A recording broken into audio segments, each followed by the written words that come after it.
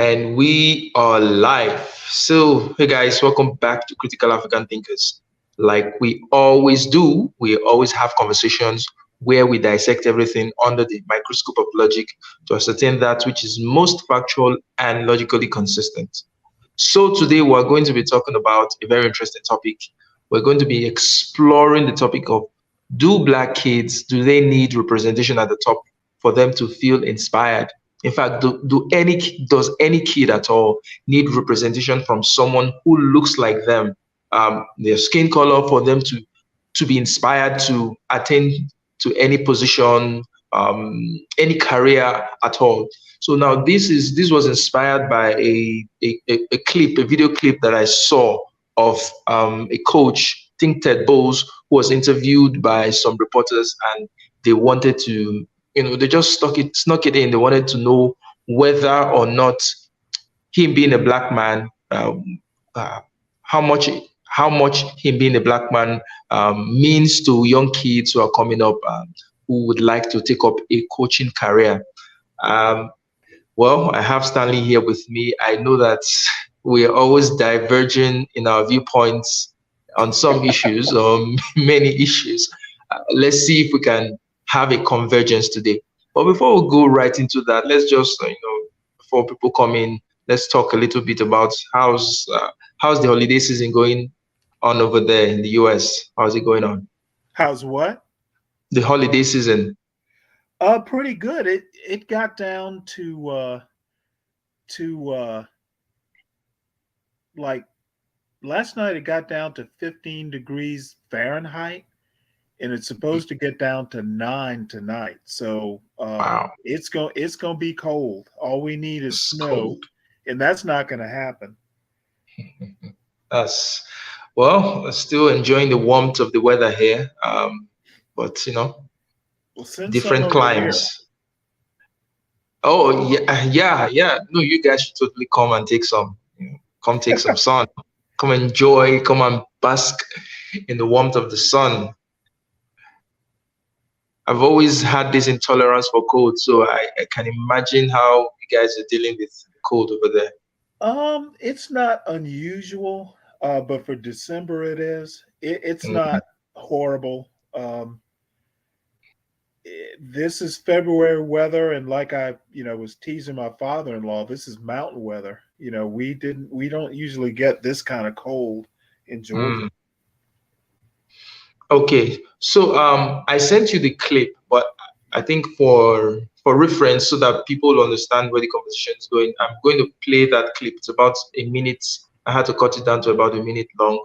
Okay. So let's roll the clip and then we'll just take it from there. And it's Okay. an open stream. Let me put the link in the chat so anyone can call in and join the conversation. It's an open stream. So let me play it. Yep, here You we and go. Mike Tomlin are two of the few black head coaches in the league. I wonder what your relationship is like with them. You and Mike Tomlin are two of the few black head coaches in the league. I wonder what your relationship is like with them and your thoughts on Steve Wilkes joining that fold. I have a very good relationship with Tomlin. We don't look at what color we are when we coach against each other. We just know each other. I have a lot of very good white friends that coach in this league as well, and I don't think it's a big deal as far as us being coaching against each other. I think it's normal. Wilkes got an opportunity to do a good job. Hopefully he does it. And we coach ball. We don't look at color. But you also understand that representation matters too, right? And that when young aspiring coaches or even football players, they see you guys, they see someone that looks like them, maybe grew up like them, that has to mean something. Well, when you say you see you guys and look like them and grow up like them, means that we're oddballs to begin with. And I think the minute you guys stop making a big deal about it, everybody else will as well. Okay, so my first question would be, is it that black people should be buddies all the time? If they find themselves in a situation, they should just be natural buddies because they're black? Or what was the first question, the first reporter, what exactly was that reporter driving at? And what's your take on that? Um, I think that I think that he has the patience of a saint. Um, no, uh, I don't know that. Well, my goodness, there are a couple different ways that I've thought about this. I don't think that black kids need any more of an example to be a specific profession than any other kids. I don't, the question in and of itself doesn't make sense. But my second track of thought is this is the United States. If this isn't a racist country, um, and not proactively, not, you know, we we tend to be a one track, everything is race in America, and that's a problem.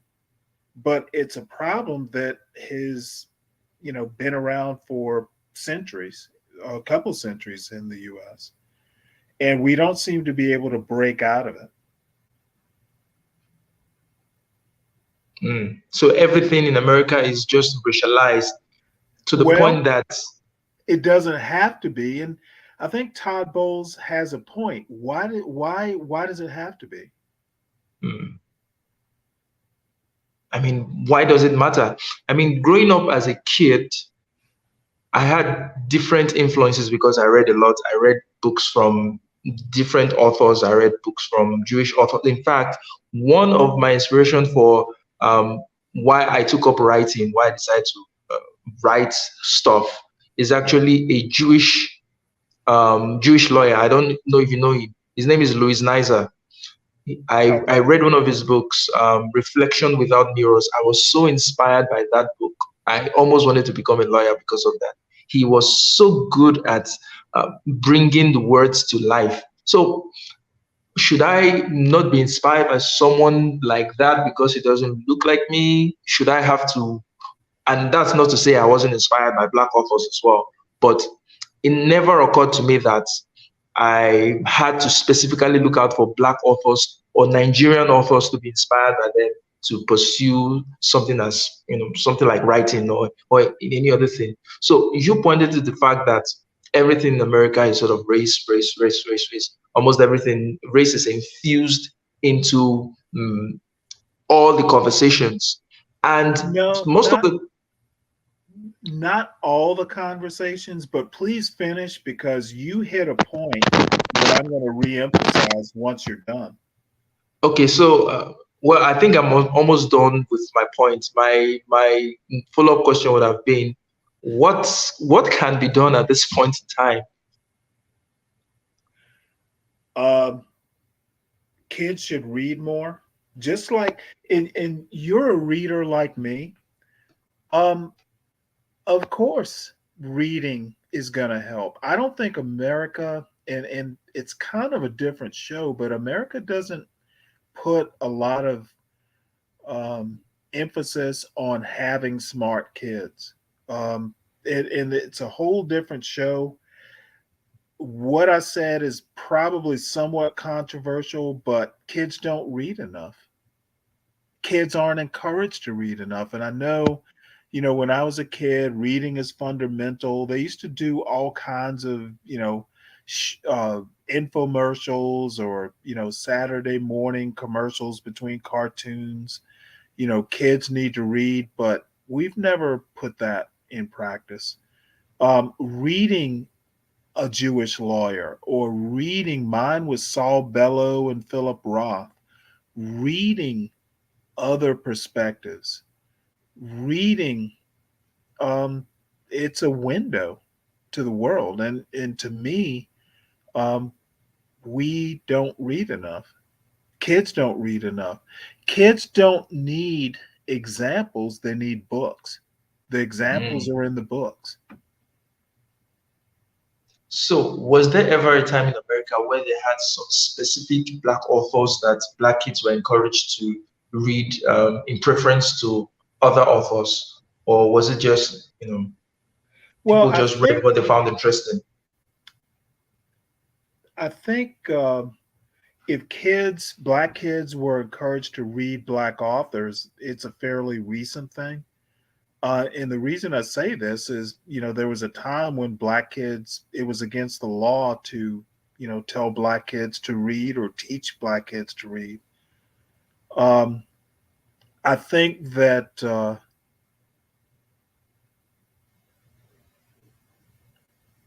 I don't, I don't think kids, white or black or any other demographic, are encouraged to read. You will hear people talk about, hey, I grew up in a house with books, or I grew up in a house without books, but uh, I used to go to the library. You'll get all kinds of different ways, but I think in the end, American kids aren't encouraged to read as a way to see other lives or how other people think. Um, that's why reading was so valuable to me. You get to see other perspectives in words, and sometimes those thoughts are complicated. Sometimes they're storybooks. But there's the Harlem Renaissance, so there were plenty of black authors, at least in the early 20th century and beyond. But I honestly don't think black kids are discouraged or encouraged to read more than any other demographic. Um, Not reading is an American problem. It's not necessarily racial. Mm. Okay, so yeah, I get that part of it. That okay, they might not be encouraged specifically, but what really got me in that interview was the insistence of the interviewers to sort of bring up race as a point, even after the Todd Bowles had answered the first question. But I was my like, but my whole point is the problem is the interviewers. Why yeah. do and I'm assuming they're probably younger than Todd Bowles. Um, why do they think like that? Why did they think to ask the question? My argument is because they don't know any better and they weren't taught any better. That's interesting. It, So we're it's going to a circle. standard it's a standard line of questioning in America. Um, a winning black coach, they want to know, who are you encouraging and why does he have to? Kids learn from examples or reading or what have you. I think the interviewers were probably in a great example of the way America can be with uneducated people. Why were they asking those questions? Why were those good questions? Why do they have to be, kind of in that mold? But isn't this sort of in line with the current cultural trend of diversity, inclusion, and the DEI people? Isn't this is I don't think this is out of place if you want to take it in that context. So it may not be that they are uneducated or uninformed. It may just be that this is the in thing right now, Well, diversity. see, So how is your career as a coach? I How is don't it think helping to improve? that's not a DEI sort of thing. It is a conservative. I mean, a conservative will push the point that, being a good example, doing the right things, that's not a DEI thing. That's an American thing. And, I was talking to a non the other day.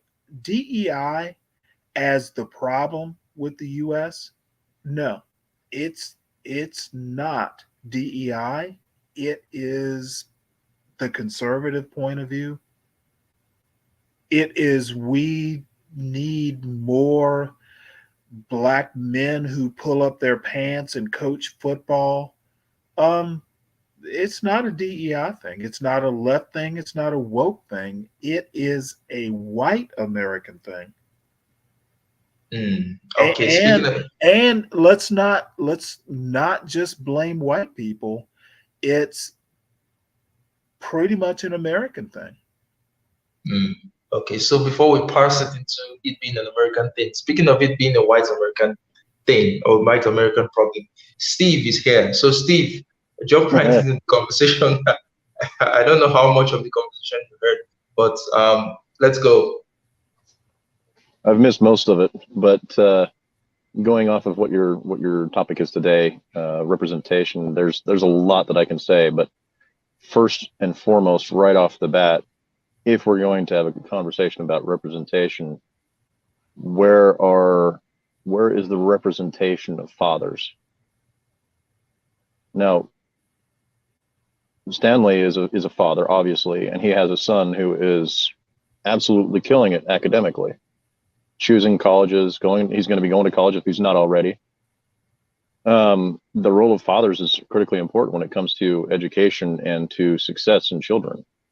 So if we're gonna talk about representation in that facet, we should start with what's in the home where representation truly would matter. Mm. So, I think, um, of course, fathers are important in the home, and they provide useful direction and all that. But we're looking at it more from the perspective of, I don't know if you saw the clip I played earlier, where the interviewer was asking the black coach that, oh, so, you know, there were two questions. The first question was about him and another black coach, what kind of relationship they have, being two of the black coaches in the league. And he was like, well, it doesn't really matter whether we're both black. We're just playing, we're just doing our game, and I have other white people as well. And then there was a follow-up question of, well, representation matters for the black kids who are going to be inspired by you, and all that. So it just hit me. Why was that necessary?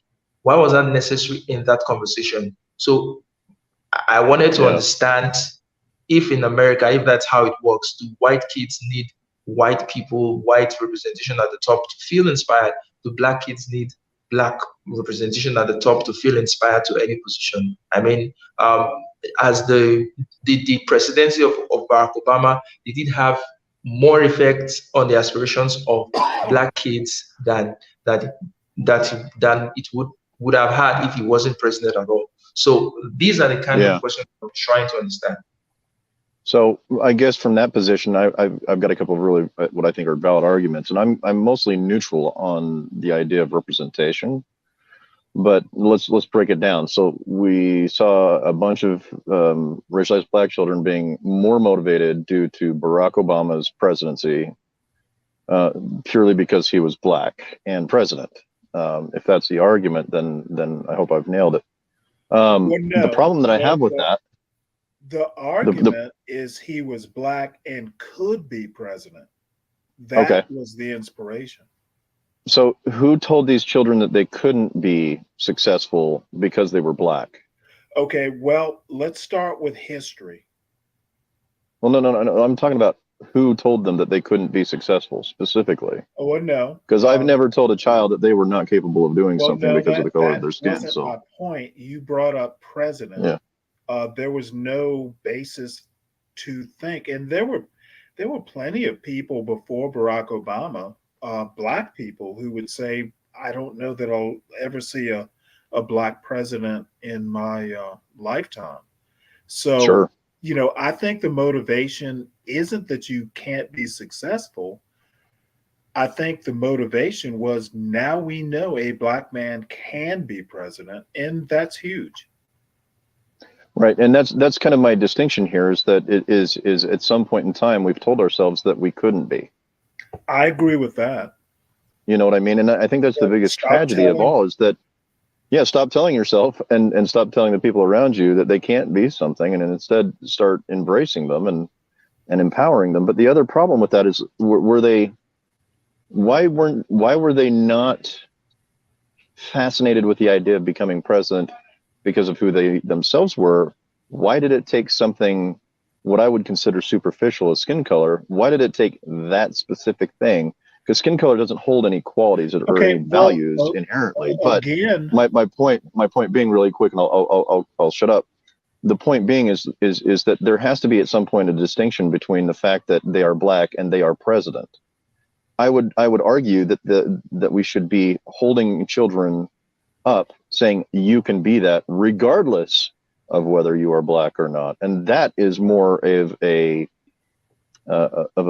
better, more factual, more positive statement than you can be a black president. Well, there's a whole lot of argument there I could deal with, but to your base question, why do we have to approach it that way? I'll talk about Jesse Jackson, back in the 80s. There were lots of reasons for black people specifically thinking that there'll never be a black president. And there are, a whole lot of caveats and side arguments. But the bottom line, I will agree with you that it should have never been that way. I can agree with that. And I will even go farther. Why did it take so long? But I'll leave that historical argument in and of itself. There's a reason Barack Obama was the first black president after 200 and some odd years. Right. Our country has a very steep racial history that we're still not out of yet.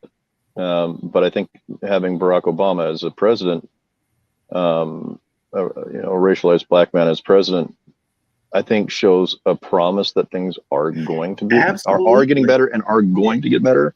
They're just not quite there yet. I made the point. Now we know it can be done. There's no reason we can't have another black president. Yeah. The part of me, and this might be my naivete. Next is going to be the first woman president. Right. Which I am excited for. I can't wait for it. As a matter of fact, I voted for one last year, or the last presidency, or the last presidential election. But the other part is, and we have to talk about this because I think this is part of what representation is trying to speak to, is the self-esteem of the person. Like what, and this is kind of what I was going back to before, is like where in the world did we not give our children the self-esteem to say, you can accomplish anything? But now we have to have a placeholder for that, and they have to look like us. So this is the fundamental problem that I have with that. Can we go back to 1776? Well, I don't see how useful that is for today's standards. I understand the historical reference. Okay, well, I don't think... But that doesn't help us with today. Well, see, that's the problem. And now this is my own particular thinking. Tackling how it is in 2022 without knowing history is like standing in midair without a floor or a ceiling. You will not find a disagreement with me, Stanley, on the fact that history matters. I'm just saying, in the context of today, many children grow up not even knowing what that history was, but still succeeding. Beautiful point. Why do they not know? And that is my sticking point. Because our school system and our education system sucks. 100%. It's abominable.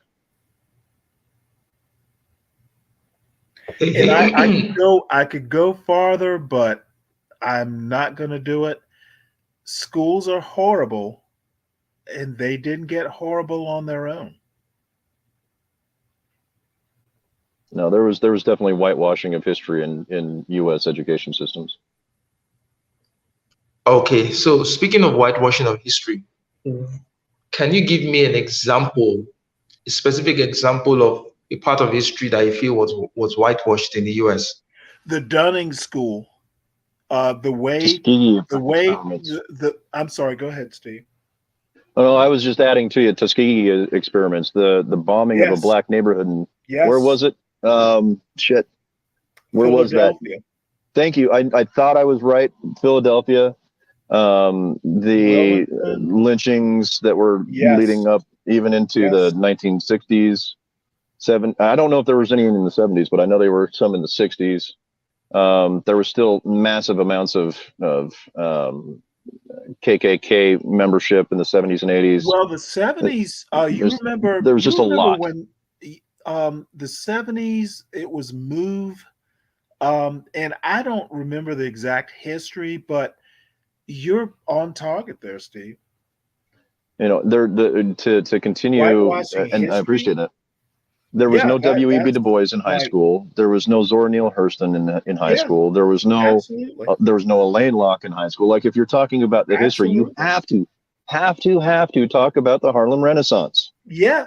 Hey, guess what? At some point, I'm reading a book right now that I'll send you the link later. You will love this. I'm reading Harlem Renaissance. Now to make you chuckle, it's called Miss Anne is in the title. What's in the title? Miss Anne. Why does that sound familiar? It's a book. Well, I don't want to sidetrack the show, but Oh, okay, I will send you the link. please do. It's an old book, but it's a great book. Um, you'll love it. Specifically about the Harlem Renaissance. I'm glad you brought it up. Excellent. Wow. So I guess this is the Christmas mood. I've not seen Stanley and Steve agree this much in a while. This, this is good. Merry Christmas should Christmas, come Charles. every day. Well, neither of us believe in Christmas that much. Yeah, neither do Yeah. I anyway, but it's a holiday, so so the three of us do not believe in Christmas as a festival, but we just take the holiday. Is that what it is? Well, I celebrate it. I think it's a good opportunity. I mean, if you're not Christian like me, I mean, it's a good opportunity to get together with family, celebrate family, um, uh, come together in goodwill towards men and stuff like that, which is not necessarily Christian values. They're just good human values. Well, So in that sense, I'm going to continue to celebrate Christmas. my wife's side of the family, round about this time of the year, they literally become Christmas elves. So So isn't it interesting that it's the atheist here who's championing Christmas? It's cool, Absolutely, every day long, every day, all day long. man. Some traditions are good to keep even when you are not of that faith. yeah, Mm, that's true. Like even if you take Jews, they will not touch a light switch on Sundays. They actually hire people to come over no, and that's turn on their lights on. Saturdays. Oh, That's on Saturdays. Yeah, that's Saturdays. right. Because their Sabbath is the actual Sabbath is actually the Yeah. seventh day of the week. Mm, That's an odd thing. People are like, "What the hell?" No, Sunday actually, guys, is the first day of the week. If you want to be yeah. technical, go look at your calendar. Yeah. But give it to Rome and to Western Europe to, impose, would I say, impose their preferences, their cultural preferences on the calendar of the world, and everybody just rolls with it. Yeah, I mean, if it works and it ain't broke, don't fix it. Yep. So it seems we're very much in alignment in this conversation that you don't specifically need someone of your skin tone to be inspired to any particular position. You Well, just have to. not as an absolute. It's not a hard and fast rule. But going back to the first black president, sometimes you need a spark. Because there was a lot of negativity. Say 10 years before Barack Obama became president. I had, elders in my family and, in my neighborhood, you know, they'll, a black president, Richard Pryor, you remember that joke, Steve? Richard Pryor did an imitation of the first black president, and I think he was at a podium, but he did a lot of bobbing and weaving. Yeah. The implication was the first black president has to be constantly moving because people are going to be trying to assassinate him. Yeah. I remember that joke. Yeah. So that was the kind of representation that, the Obama presidency helped dispel. Right. Now that joke And was the 70s, but we do all knew you what he get was what I'm talking about. saying, Charles? Sometimes you Yep. do need examples. The spell is broken and we can move on. You don't Yeah, need I would day to agree with day Stanley. representation. I think, when representation really truly matters, it's usually in situations where there has to be some kind of a cultural reference to understand it. Right. But I don't think there's a cultural reference needed to say you can be successful. And I can myself can be a perfect example for this. So 2 years ago, I was a mechanic. I wasn't reading. This is probably closer to 2.5 years ago. Wasn't reading. I wasn't doing anything. I wasn't doing podcasts. I wasn't writing. And it took being around these amazing human beings like yourself, Stanley, like Charles, like Dr. Mason, like Ogie, like Chloe, to inspire me to do something that I never thought I would be able to do before. So if you're talking about representation, being black had nothing to do with it for me.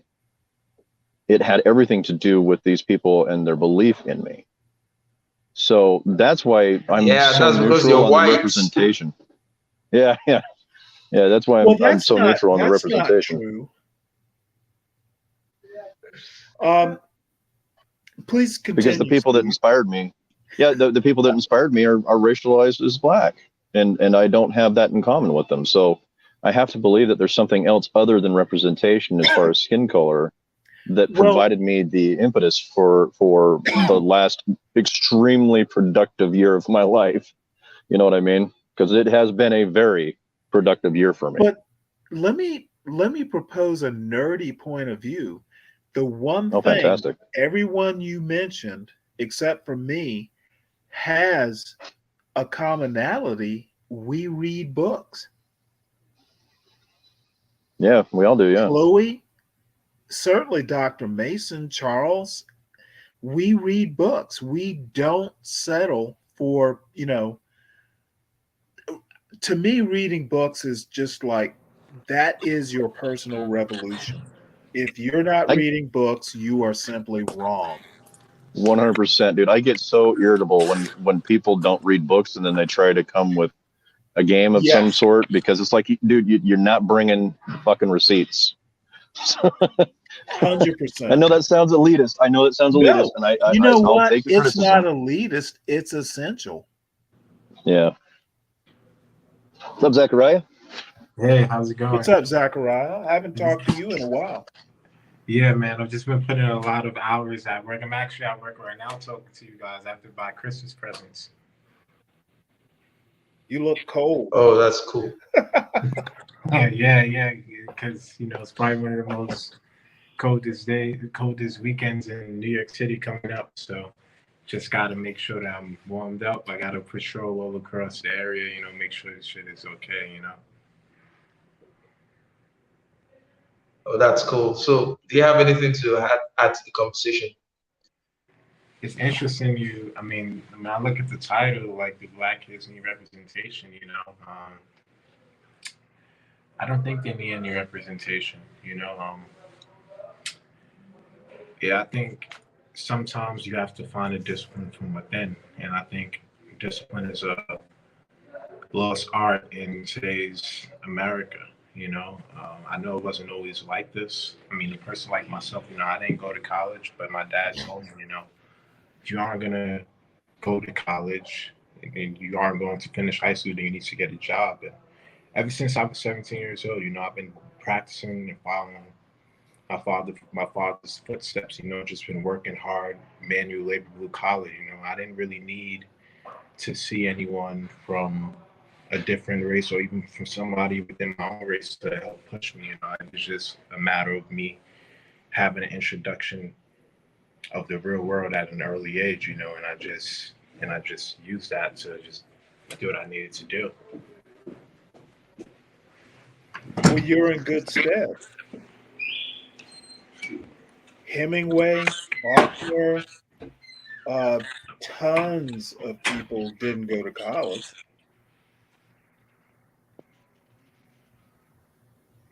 I'm listening to you. Well, no, I didn't go to college. my point is, um, I think that sometimes we let credentials be an impediment. Um, so I won't go farther than that, but that you didn't go to college, that's fine. Again, I'm agreeing with Stanley on this one, 100%. So what's the use of college now? Just should we just scrap it? No, there's a good time to be had in college, but I that Charles, that's a whole nother show because I actually, I don't really take. I'm not sure that I agree with the whole point that college is because you want a good job. Um, I was lucky enough. Um, you know, I majored in chemistry, but I've taken literature courses, Latin, German, a bunch of stuff that was just, for me anyway, edifying, to use a fancy word. Um, Well, if oh, I'm sorry. no, go ahead.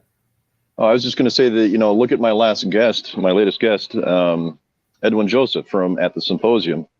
And he very clearly believes that college is supposed to be something that introduces you to new things, to a pathway for self-improvement, right? So a lot of that isn't needed if you read books or if you investigate your feelings with others or turn to podcasts or other academics who can give you that advice, which many have given me advice and I've used it. So I'm tending to agree with Stanley and both my last guest Edwin Joseph on this. Is college, while it's not necessarily needed, it is definitely probably a very um, a very great resource for your future. Well, it's a way. 100% agree, but there are different avenues to wisdom.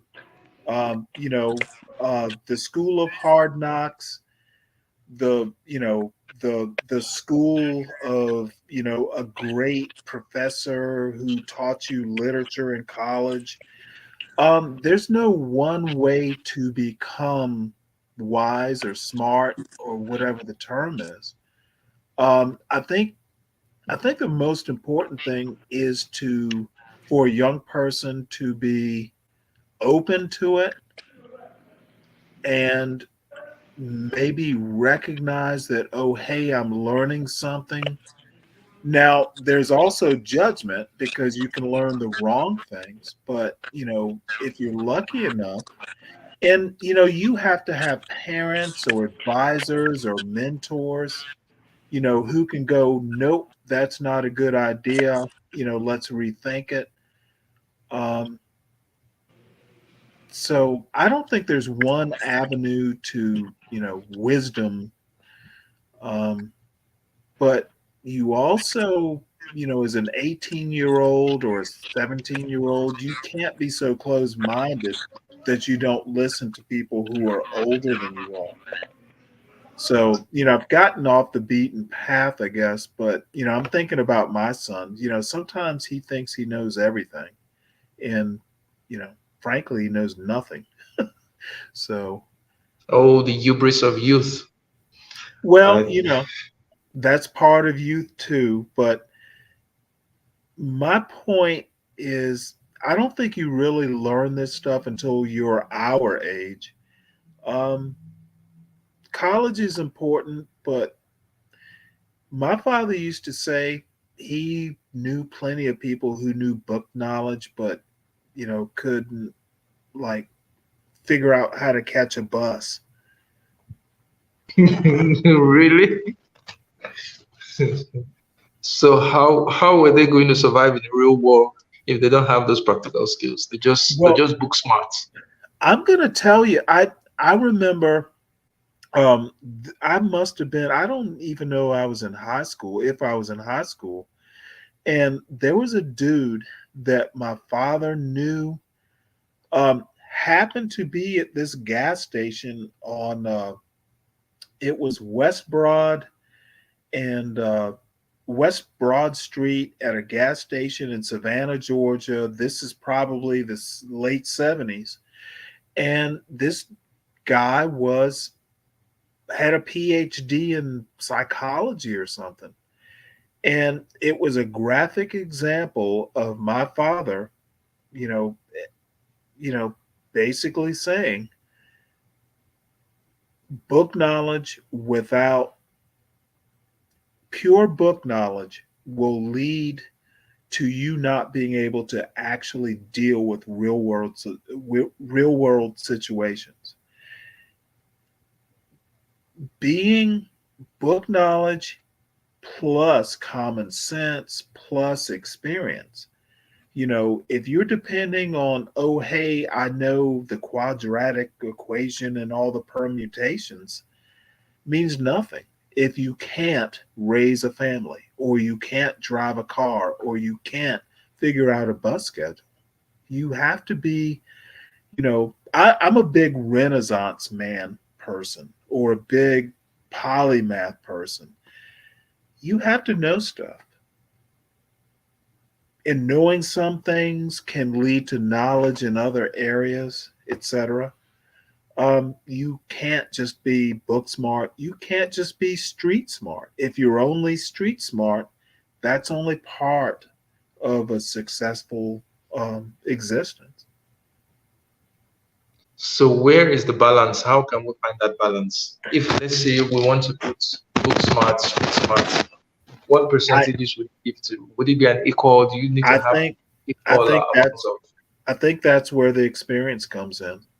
You can't answer that as a blanket sort of, here is the formula.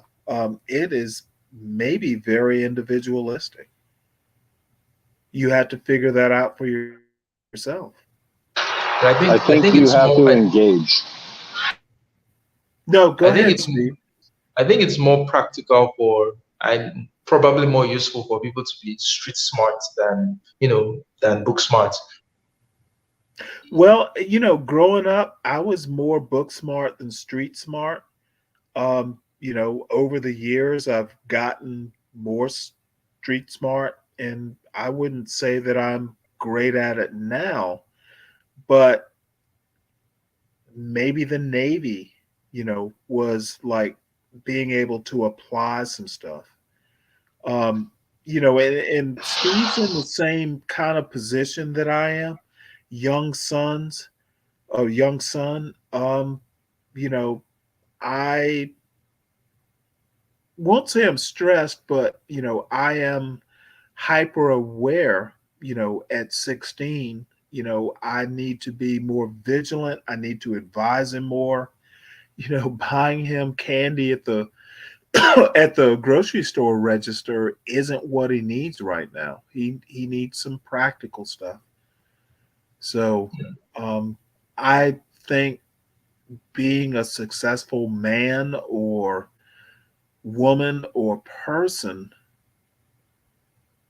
it's very individualistic, but you have to be able to juggle a bunch of stuff. I agree with Stanley as well, and I think I'm gonna take it one step further and say that it is it requires us to engage with our ideas with other people who may Yes. have different ideas. Yeah, absolutely. Your best friend is going to be someone who doesn't agree with you. Yeah.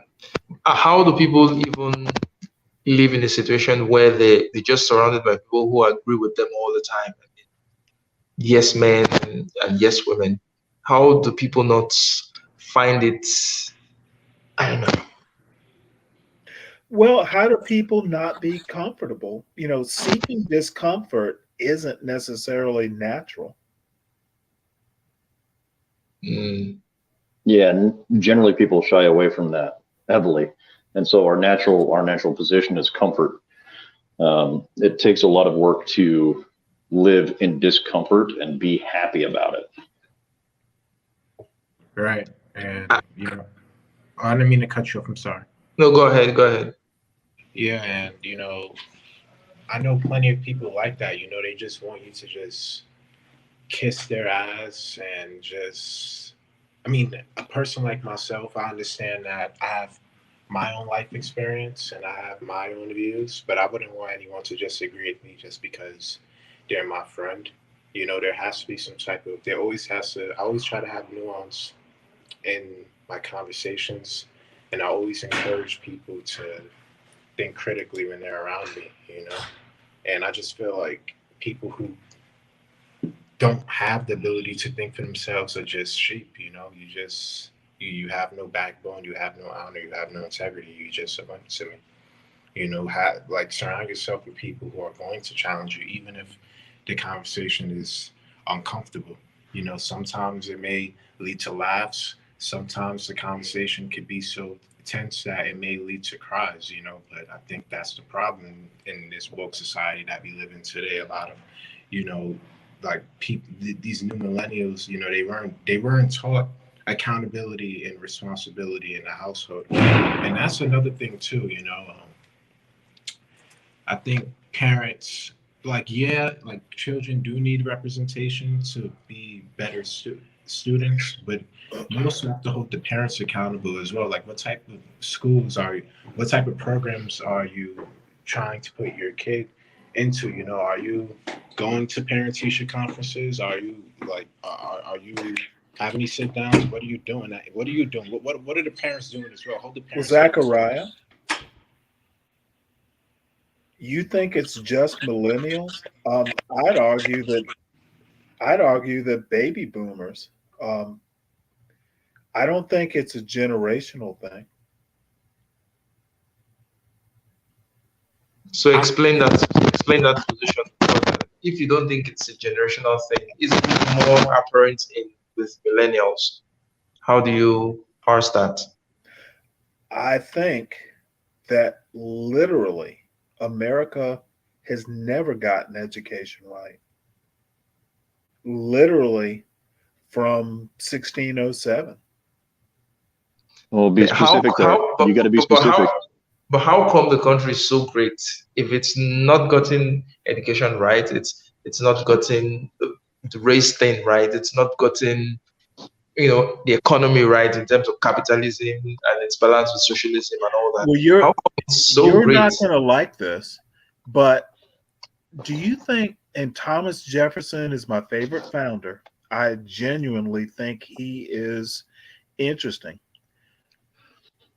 Would he have had enough time to write uh, great words and interesting thoughts had he had the time to, or had to tell his own fields? He didn't have to Yeah. worry about the busy work of, you know, tilling fields or cleaning the house. He had time to sit and think great thoughts. Hmm. I would only argue one thing about what he just said, and not even about Thomas Jefferson. I think at some point education was actually pretty good, only when it was privatized. Well, Tom, education was privatized back in Thomas Jefferson's day. You didn't have public Right. schools. You had tutors that your parents would pay for. If you were rich enough Yeah. to hire, a private tutor to teach you Greek and Latin and all that stuff. Well, my lead Thomas my lead in there Jefferson really went quick. to. Thomas My, Jefferson went to William and Mary. Um, yeah, Elite kids went to William and Mary. Not right. But poor white people, not sure. slaves. It was the elite. The And here's country, my the country was literally founded by the elite. oh yeah. No, what my lead in was I think at one point in time, I think let me see if I can put this right. Institutions of well, hold on. Racialized black institutions of learning were better than racialized white institutions of learning because they were teaching a more holistic, more full view of history. Plus, they were teaching mathematics, science, and all the same When did curriculum. when did racialized black institutions come into existence? Um, Not in 1776. no, there were a few scattered around in the 1800s, but they became more prevalent during the 1900s, and more so, even stronger up until desegregation. My point is that there were no strong black institutions of higher learning pre, frankly, pre 18, let's go 1870. Right, but you can't ignore the 1950s and 60s when Okay, I'm not black talking education was about at its highest. my At its point. highest. My point is that America has never had a elites got educated, even if you want to go with HBCUs.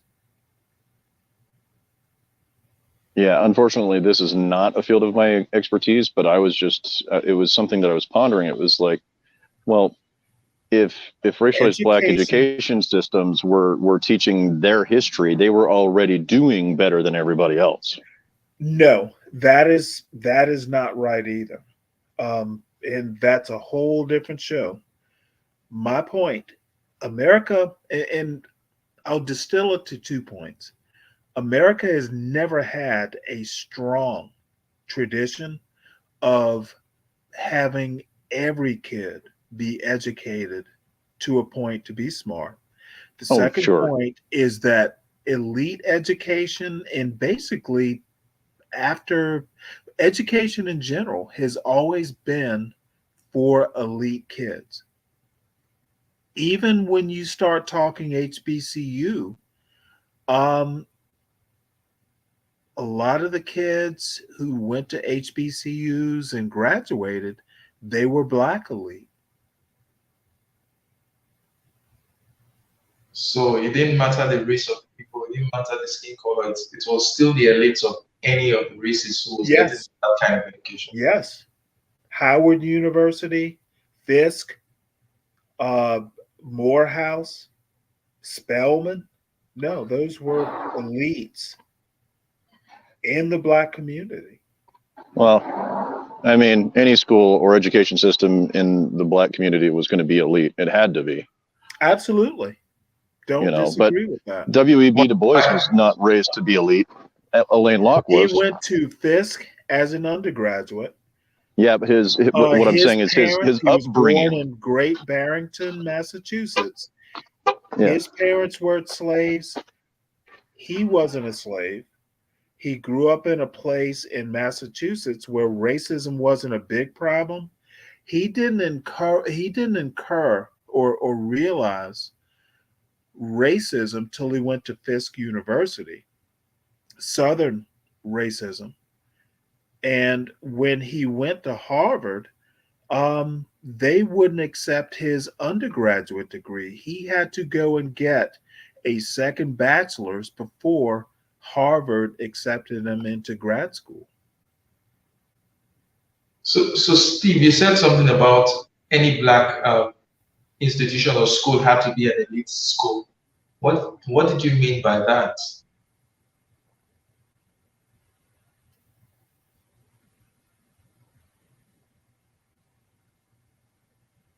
You there?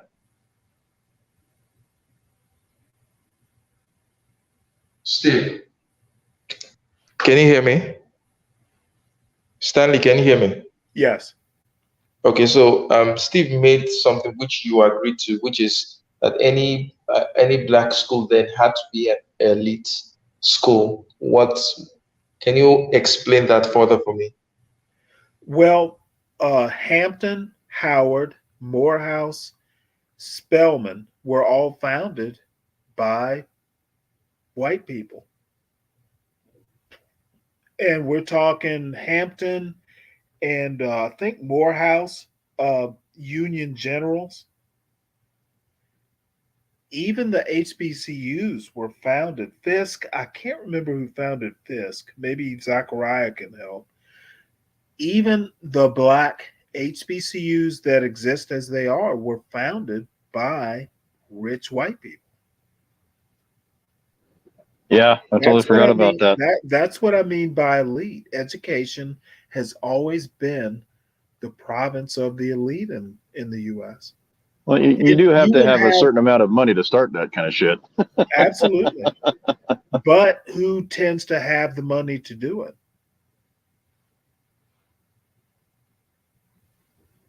Let me guess, white people. I won't even go there.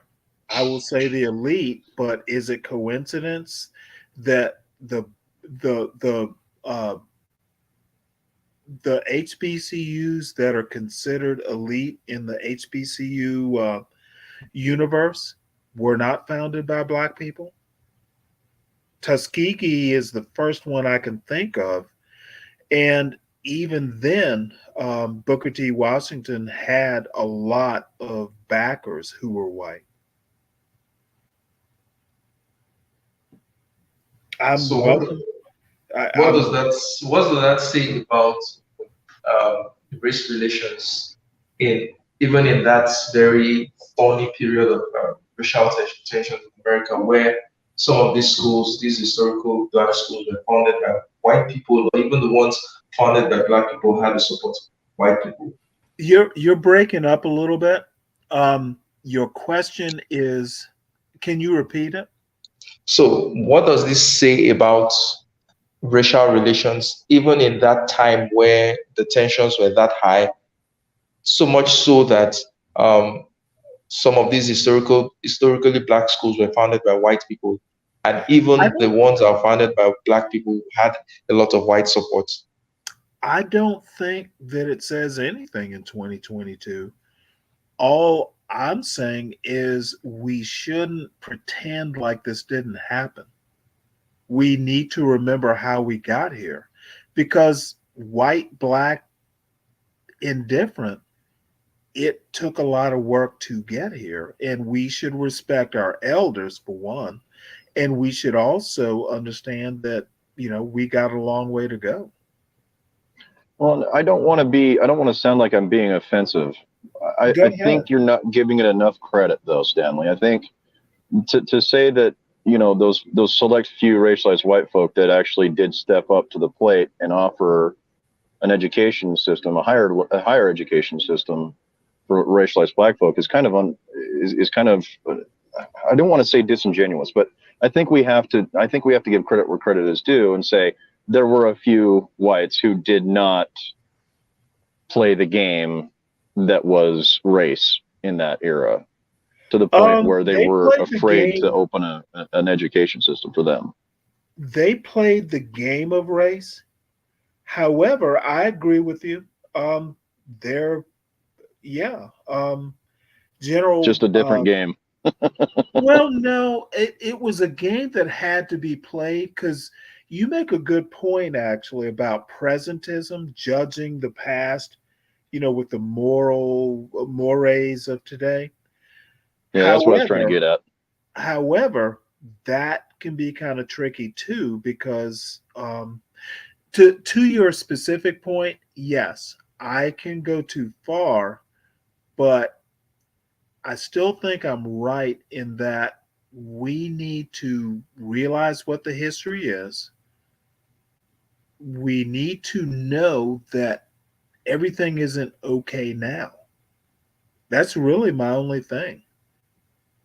We can't ignore the past. We can't ignore the problems of now.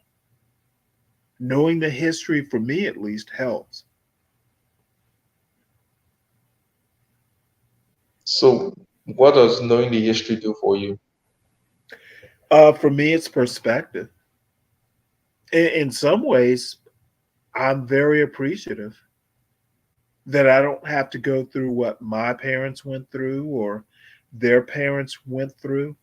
Um, having a son who is capable and motivated enough to, um, I doubt he'll get into Harvard, but who knows? It's not out of the realm of possibility. I'm extremely appreciative of what my parents did with me and what their parents did with them. Um, Gratitude maybe is my perspective. Um, Black people and white people. Um, we worked hard to get to 2022, and to me, um, being dismissive, like America wasn't founded as a racist country, it was profoundly racist. That we got over it, that we made it to 2022 is actually the miracle. So, what's the worst I that could would, happen? would What's I the would agree worst that with could Stanley on happen that. if everybody in America today forgot the history of America up until the 1970s or the 1980s? What's What's the the worst that could worst that happen? could happen? Yeah. We elect Trump. Well, Now even with the history, you elected that's Trump. a joke. That's a joke. I'm laughing. I'm laughing. Well. Trump is his own unique brand, you know. And Well, I don't think I it was think. American history. I don't think it was American history that led to Trump. I think it was Oh just no, it's absolutely American history. how so. We've had an Andrew Jackson before. Okay. So You so you is might have Trump to. anything like Andrew Jackson? God, Let me go ahead, Steve. I was just gonna say we might actually be a little bit better off if it was. Well, I don't know about that. Jackson did the Trail of Tears. Yeah, I Oh, know Andrew Jackson read a book though. oh, really? Actually, you know what? Andrew Jackson, you're right, Steve. Andrew Jackson would have been a better president. He's killed a man or two. Yeah, He he was he just to tell was a a quick story. soldier. He was in the military. This man had multiple attempts on his life. One guy pulled out a gun, it misfired, pulled out another gun, it Yes. misfired too, and Andrew Jackson commenced an ass whooping of epic proportions on this man, and then built a statue of himself in the exact location that happened. You know He may That's have what? been some that's some racist, but he badass was one of the folk. baddest men alive, dude. Andrew Jackson had balls. He did. So yeah, Oh I think man. I think Steve has pretty much trumped me. Ha ha ha. Hmm. No, but the bottom line is, I don't know. I know, Charles, you tend to be a lot more data driven than I am. I find value in, you know, I think data has its own problems, is maybe my point. So Hmm. Of course, of I think course. America realizing we're not in the promised land or post racial, um, I think that could help. Hmm. Say that again. I don't think America is post racial. We have But work to do. shouldn't it be at this point? Shouldn't that be a goal? No, why should it be? Because right from the get-go of this conversation, you literally said that, America was founded on racism and race is a problem. that those reporters had to ask that question in the first place is sort of a problem. So wouldn't Oh, you deracializing missed America solve you that missed problem? my point. That the reporters asked the question proves that race is still a problem. They racialized it. They Exactly. racialized the question. So shouldn't the goal be to deracialize America? Um, how would that be accomplished? Well, first off, by not asking that kind of question or by not just trying to Well, sneak in race. that is interesting because I mean that's a Sheena Mason point. If you don't bring it up, I don't agree with the whole out of sight, out of mind. I'm not sure I agree with that. If you don't bring up race, then race will eventually go away. I don't Well, I agree think with I think that. that's a misrepresentation of Dr. Mason's theory. It's the way I understand it. Yeah, no, she definitely does not want people ignoring it. That would be color blindness. Well, no. Racelessness is, well, you explain it, Steve. I'm not going to go farther. Well, I don't want to get too far into it. I'm driving on my way home from work, but um, plus that's a little bit off topic from what we're supposed to be talking about. So, Well, if we stop racializing, race will go away. That's pretty much her point, right? Yeah, so I think what she was driving at is that at times race clouds the conversation such that when you're so fixated on the race, you don't even see the root cause of the problem in the first place. So when you take race out of the equation, you take racism out of the equation, then the real problem becomes apparent and it's easier for you to deal with. But It race is just depends. another complication It to the depends bigger on the problem. situation. Wilfred Riley brought up a great example when Wilfred Riley, uh, he and Sheena Mason actually had a YouTube show. And, Wilfred Riley brought up a really good point. Sometimes race can be useful. If you're fighting, certain types of medical problems, sometimes categorization actually works. Mm, So you can't just go totally raceless. Sometimes race is a tool. A lot of things, rhetorical arguments can be a tool. However, when a black kid comes knocking at your door to date your daughter, that's when race shouldn't be considered. exactly. So for me, I would say that categorizations aren't really a problem for me. I think at times that categorizations are useful. I mean, there's a reason why they sort of exist in the first place. Right. There is a distinction. That's why you're able to make that categorization. There are shared characteristics.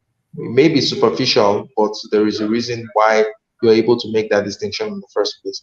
My problem with categorizations is the usurpation of it to either the most common one is play the victim or the weaponization of said categories, right?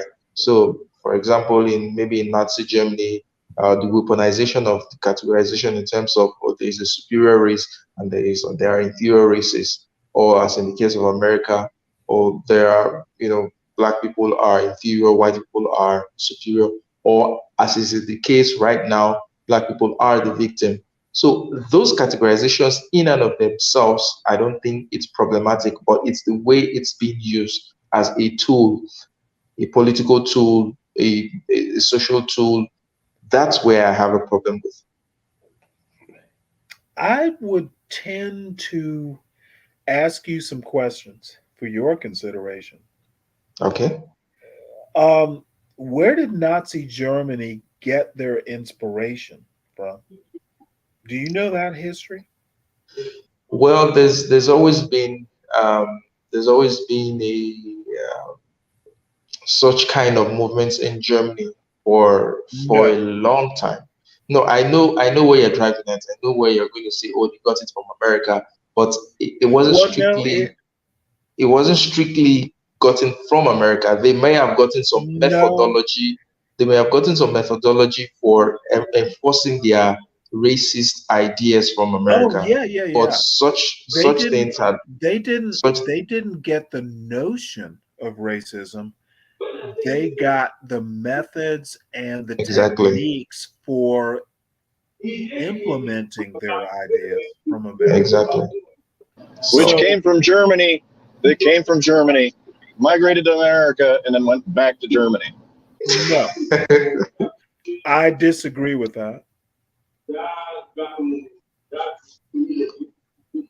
so you don't think that such ideas came from some parts of Europe in the first Jim place? You Crow. thought They literally Jim Crow and other techniques for basically, making second class citizens came from the US.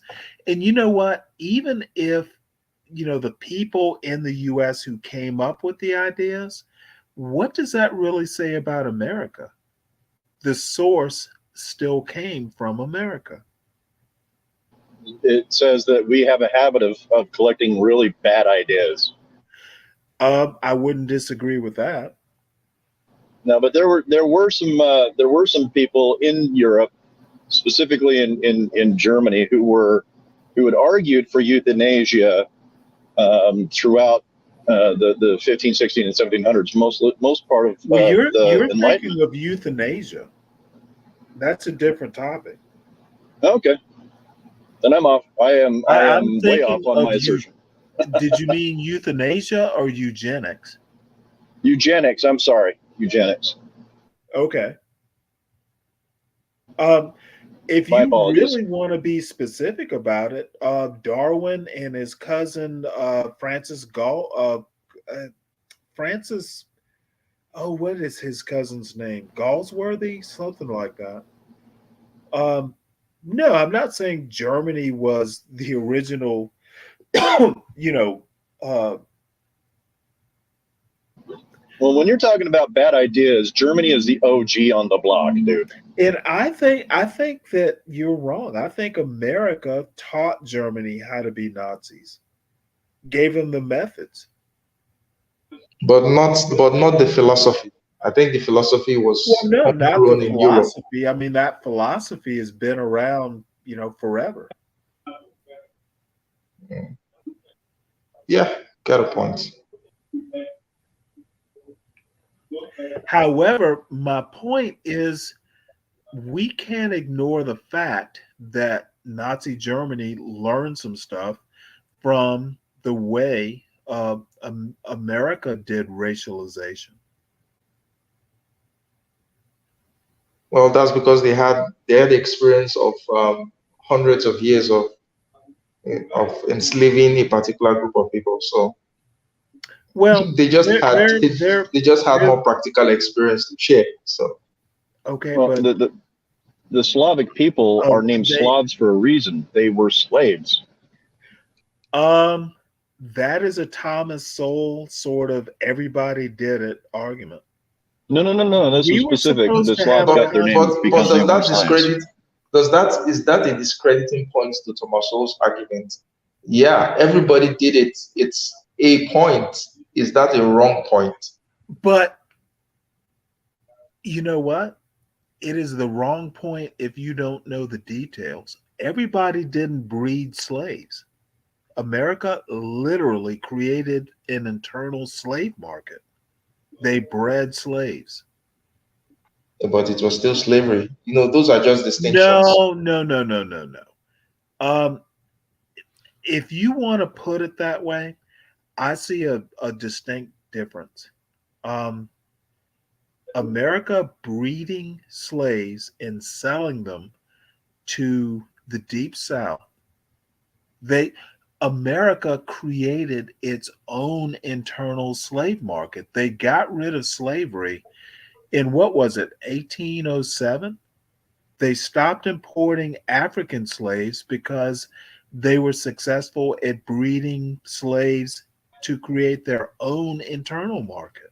Are you sure that was what I'm happened? 100% sure. Wasn't it the case that they started breeding because their source of supply was cut off because Britain had put a stop to the slave trade and they Nope, had to find a way to get their fix? nope. 1772, the Somerset decision. Britain never allowed slavery on its soil in England. Um, So there's an easy answer to this one that nobody's really saying is that is this is why buy your slaves if you can just breed them?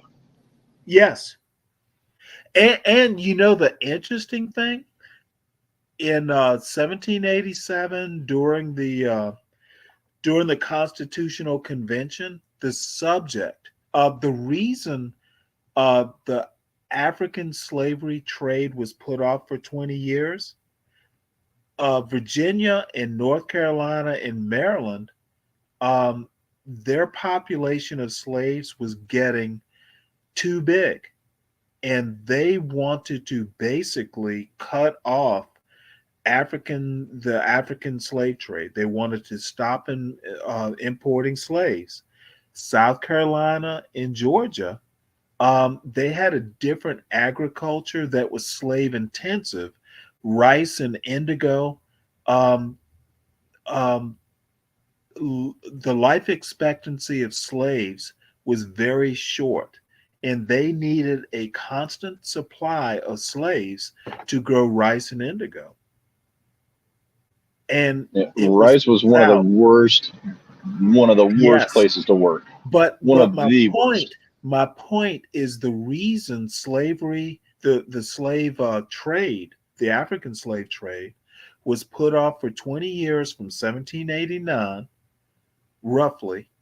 I'm sorry, 1787 and 1789 is when the Constitution was ratified, was because the South put up opposition, and Charleston and South Carolina specifically was very rich. They would have never joined. They would have never ratified the Constitution had they not got their way.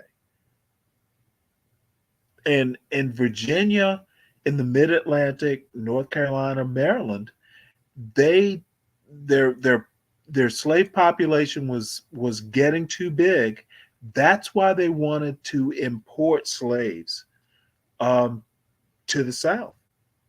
The population was getting too big, and they were making a lot of money importing slaves south to South Carolina, to Georgia. And then after, eventually they could do it to Alabama, Mississippi, and beyond.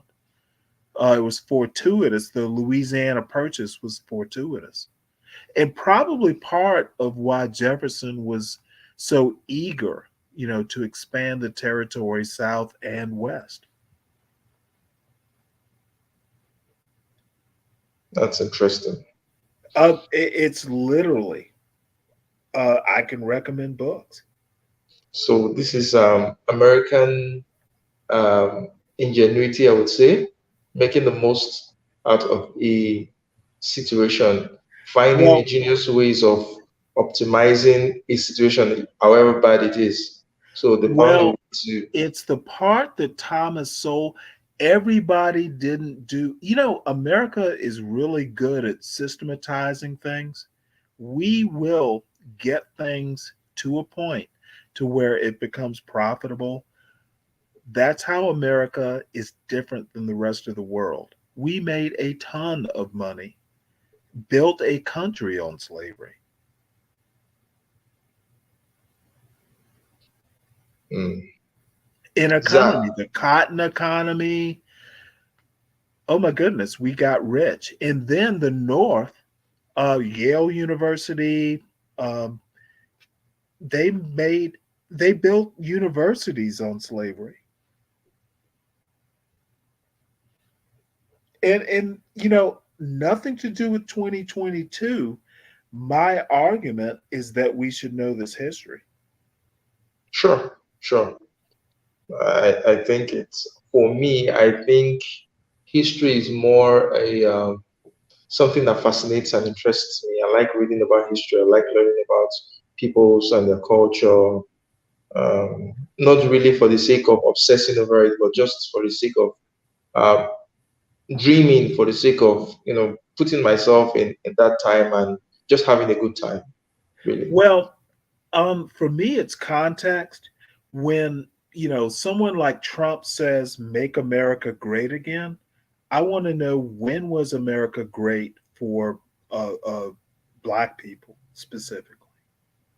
I agree with that, but I also want to know exactly when is But he but trying to go back to?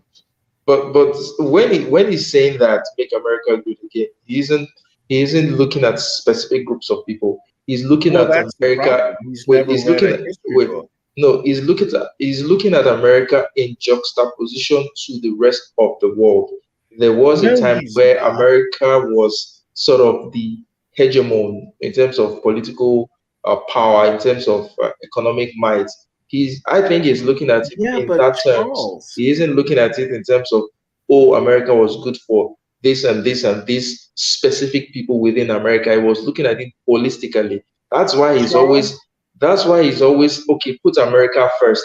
America first in just opposition to who? Charles, To the rest of the world, not to within Americans themselves. Yes, go ahead, Stan. Charles. Yep.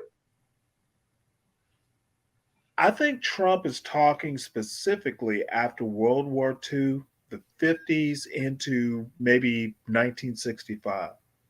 Probably. And Jim Crow didn't get ended until 1964.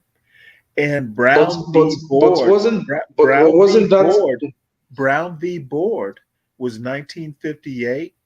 And wasn't that a good time? Okay, Stan, let me just interject. Wasn't that a good time for African Americans? Because that's when a lot of the civil no, rights were passed, the civil rights acts were passed. That's when things really began to take shape for African Americans in terms of laws Little that, Rock, where kids were going to integrate a school, there are tons of pictures. Um, Black kids going to integrate an elementary school. There were crowds of white people like protesting. of course, they're going to be Right. bigots, they're going to be So racist at how every is point in that time. good? How is No, no, that no. good? And better That than that, that Brown was v. not the only Board. thing. That was not the only thing that defined that moment. What also defined that moment was that there were laws that were passed in favor of black people to end Under legal segregation. pressure, under pressure. It didn't matter whether it was under pressure, but it was passed. Okay, They well, could if, it if could easily what have you not been passed. if your argument is the right thing was done regardless of the impetus, I I don't know that I can dispute that. Exactly. But good things done under duress, you know what? Um, Force to me is not the best way for something moral to be done. For me, I think in this case, the end justified the means. So And whether at, it and was I, you know what? You are absolutely right.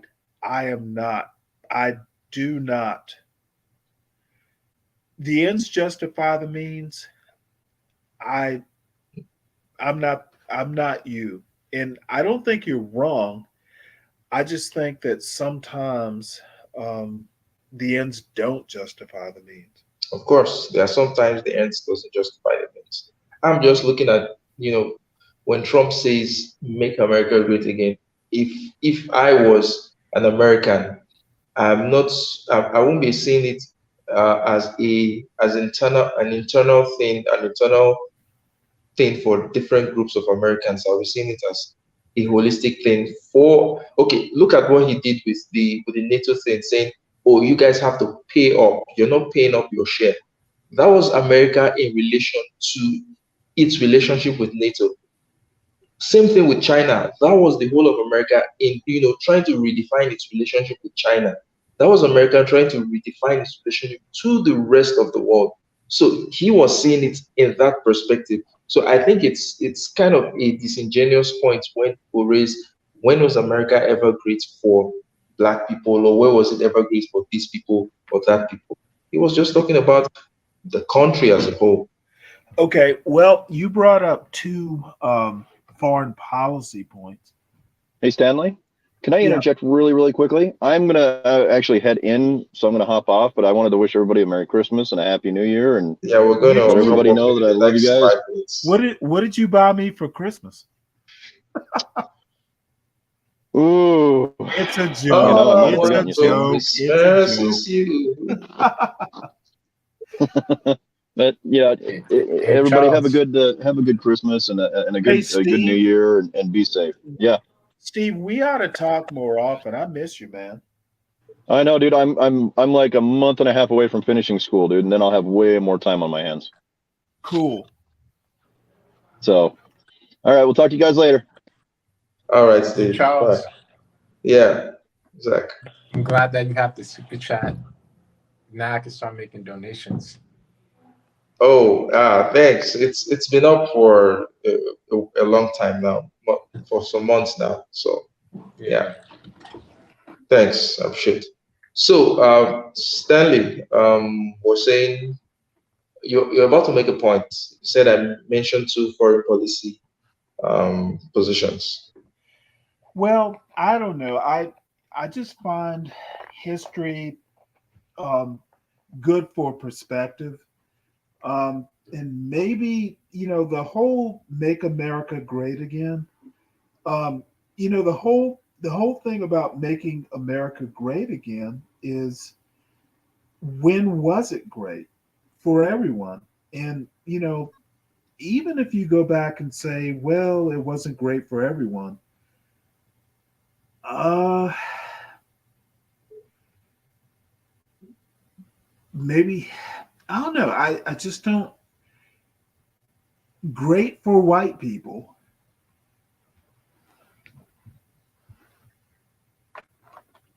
So, that's where I land. Well, I think I don't hear let's make America great for everyone going forward. We're going back to the past, and the past wasn't that great. Where is the future? How are we working towards greater goals? That I okay never now. heard from Trump. Now, okay, let me see, let me put that statement into my country and say, make Nigeria great again. Now, a lot of people will argue that when was Nigeria ever great for Nigerians, right? You could make that argument, but you could also make the argument to say that we were much more economically stable if you want to juxtapose us to the rest of the world. Our foreign currency exchange rate dollar was, I mean, in the 60s, in the 1960s, the naira was exchanging. You could The naira and the dollar were almost at par, or even the naira was stronger than the dollar. But now it's so devalued, it's almost a mess, right? You could argue that then you know, education was very cheap, if not even free. Highest, I mean, the university educational system was way better then. Institutions were stronger, right? Even though that time was not really that great, but if you look at certain indices, it just seemed like, if someone was to come to say, let's make Nigeria great again, there was a time when we didn't have oil, and most of our foreign exchange was from agricultural produce like cocoa and the rest. And we built roads, we built bridges from such things. And those are the things that we still have now. We've not been able to upgrade them now that we're making much more money from oil. So if someone was to say, let's make Nigeria great again, I think I would look at it in terms of that. Okay, this is what this person is saying, not how Nigeria was good for individual groups within the country, but taking the country as a whole. That's the way I would see it. And that's the way I think Trump was meaning it, not that he was meaning I'm going to make America great for white people. Do you know Trump's history? What sort of history? When is the Trump's history? What Well, I mean, Trump didn't um, pull himself up by his bootstraps. I don't think that was his point. I don't think I ever heard Trump say you have to pull yourself up by your bootstraps. Well, you know, That's a I, totally I different. I'm not absolutely sure that, America was great in the past, and I I'm not sure Trump was the right messenger. Maybe that's my point. Well, maybe not. A lot of And people he's thought it he's was. he's becoming worse. Absolutely. I totally agree. I mean, I can't stand him anymore. I mean, I loathe him. The way I loathe Oh, Trump you shouldn't is loathe him. I loathe him to the same extent that I used to like him. I mean, it's a total 180. I mean, Well, I would say, you know, make America great again. He's in our past. He's in our past. oh boy, Uh, no, Trump should just go away. I mean, he should just go away. Such a mess. Well, I think this would be a good place to bring Excuse me. Yeah, so maybe we can, talk briefly after the show ends. Maybe we'll just talk on Discord. But so thank you guys for coming to the stream. Like, share, and subscribe. And I will see you in the next stream or in the next video. It's bye for now. Enjoyed it, Charles. Yeah, me too. Always do.